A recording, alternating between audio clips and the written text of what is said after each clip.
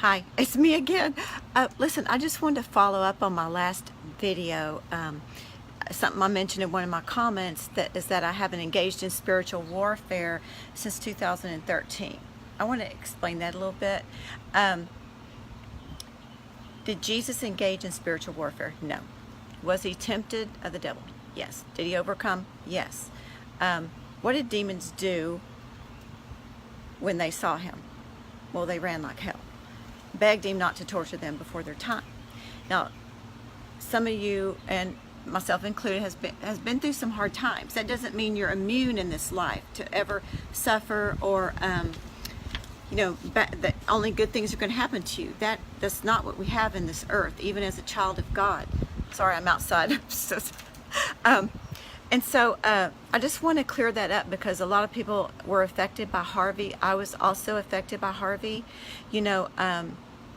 Both our daughters almost drowned, trying to save each other, and almost lost my son-in-law in the same event.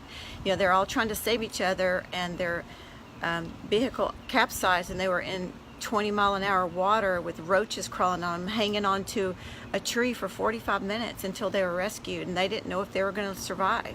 And I was greatly affected by that trauma, and it was starting to affect me. I was starting to become afraid of, wow, our lives, we can lose our lives so easy, and became to be fearful.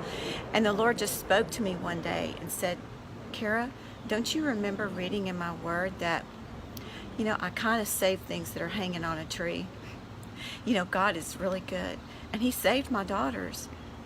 They were hanging onto a tree, which, Jesus hung on a tree for us, and God noticed them hanging on that tree, and he saved them. I'm so grateful. So I'm not like immune to stuff. Okay, let me tell you about another situation about, when I say spiritual warfare, I mean people that are walking in a lot of darkness. They usually don't want to be around me. My circle of friends has gotten kind of small, but they're really great friends. So people walking in darkness don't want to be around someone who's walking in the light, because darkness always, light overcomes darkness and it exposes things.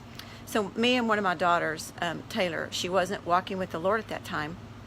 We were out having a mom-daughter day, and we passed by this occult bookstore, and she goes, I want to go in there and check out some stuff. And I immediately said, no, don't go in there. This demonic, it's occult, it's blah, And so we kept walking, and it's one of the first times I've heard all three speak to me at one time, Father, Son, and Holy Spirit. And they all said at the same time, what are you doing communicating fear and weakness to your daughter? We want to have some fun.